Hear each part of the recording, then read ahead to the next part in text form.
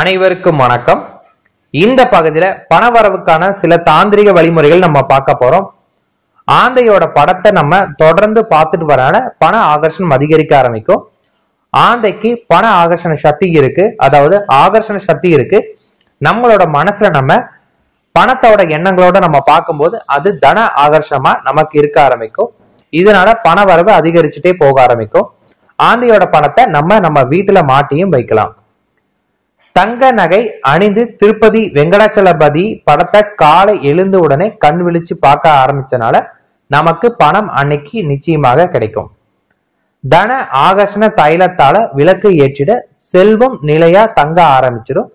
தன ஆகர்ஷண தைலங்கிறது உங்களுக்கு சில பொருட்களால் சேர்த்து செய்யக்கூடியது. இப்போது அதை ரெடிமேடாவே உங்களுக்கு விற்கவும் ஆரம்பிக்கிறாங்க. கடைகளில் கேட்டீங்கன்னா உங்களுக்கு கிடைக்க ஆரம்பிக்கும். சொர்ண ஆகர்ஷண பைரவருக்கு 9 நெய் விளக்கு ஏற்றி தொடர்ந்து 9 வாரம் இது போல செஞ்சுட்டு வரும்போது நம்ம குடும்பத்துல முன்னேற்றம் ஏற்பட ஆரம்பிக்கும். நம்ம குடும்பம் படிப்படியா முன்னேற ஆரம்பிக்கும். நெய் விளக்கு ஏற்றும் போது சுத்தமான நெய்யா மட்டும் நல்லா பார்த்துக்கோங்க. காரணம், இப்போ கோவில்கள்ல கிடைக்கக்கூடிய நெய் கூட சுத்தமான நெய்யா இருக்கிறது இல்ல. அதனால முடிஞ்ச அளவுக்கு நீங்களே சுத்தமான பசுவோட வெண்ணெய் வாங்கி அதை நெய்யா மாத்தி பயன்படுத்துங்க. அப்படி பண்ணும்போது அதற்கான பலன் கூடிய விரைவிலே உங்களுக்கு கிடைக்க ஆரம்பிக்கும். குபேரனுக்கு தாமரத்திரி போட்டு விளக்கேற்றி வழிபட்டால் பண வரவு அதிகரிக்க ஆரம்பிக்கும். பொதுவாகவே நம்ம வீட்டுல தாமரத்திரி வச்சு விளக்கு ஏத்துறது ரொம்ப ரொம்ப நல்லது. தாமரத்திரி பேக்கெட் உங்களுக்கு விலையும் ரொம்ப கம்மி தான், உங்களுக்கு 5 ரூபா தான் உங்களுக்கு இருக்கும்.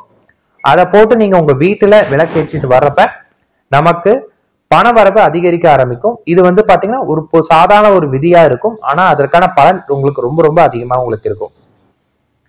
அடுத்தது குலதெய்வ வழிபாடு, பித்ரு வழிபாடு. இதை மட்டும் நம்ம இடைவிடாம தொடர்ந்து பண்ணிட்டு வந்துட்டு இருந்தோம்னா நிச்சயமாக அந்த குடும்பத்துல முன்னேற்றம் ஏற்பட ஆரம்பிக்கும். உங்க குலதெய்வத்தை நீங்க வழிபாடு பண்ணாமல் சடனா வழிபாடு பண்ணும்போது சில தடங்கள் வரும். ஆனா அதை நீங்க மைண்ட்ல வச்சுக்காமல் தொடர்ந்து நீங்க விடாப்பிடியா உங்க குலதெய்வத்தோட காலை பிடிச்சிட்டும் உங்க பித்திருக்களை மனசுல நினைச்சிட்டு இருந்தீங்கன்னா நிச்சயம் அந்த தடங்கள் எல்லாமே விலக ஆரம்பிச்சு உங்களுக்கு வெற்றி கிடைக்க ஆரம்பிக்கும். இது பணவரவு மட்டும் இல்லாமல் உங்க குடும்பத்துல எல்லா விதமான சந்தோஷங்களும் கிடைக்க ஆரம்பிக்கும். எல்லா விதமான பிரச்சனைகளுமே தீர ஆரம்பிக்கும். பித்ருதோஷம் உள்ளவங்க நிச்சயமா இதை செய்ய ஆரம்பிங்க. திருமலை வெங்கடாச்சலபதிக்கு வெண்பட்டு அணிவிச்சு வழிபட ஆரம்பிக்கிறப்ப நமக்கு செல்வம் நிச்சயமாக சேர ஆரம்பிக்கும். உங்களுக்கு படிப்படியா இல்லாமல் ஒரு பெரிய லெவல் பணம் திடீர் வரவாவே உங்களுக்கு இருக்கும். நம்மளோட வீட்டுல துளசி மாடம் அமைச்சு அதை தொடர்ந்து பூஜை செஞ்சுட்டு வரும்போது நமக்கு தீமை நீங்க ஆரம்பிச்சு நன்மை உண்டாக ஆரம்பிக்கும். துளசிக்கு பாசிட்டிவ் எனர்ஜி ஈர்க்கக்கூடிய சக்தி அதிகம். அதனால வீட்டுல சந்தோஷம் நிலைக்க ஆரம்பிக்கும்.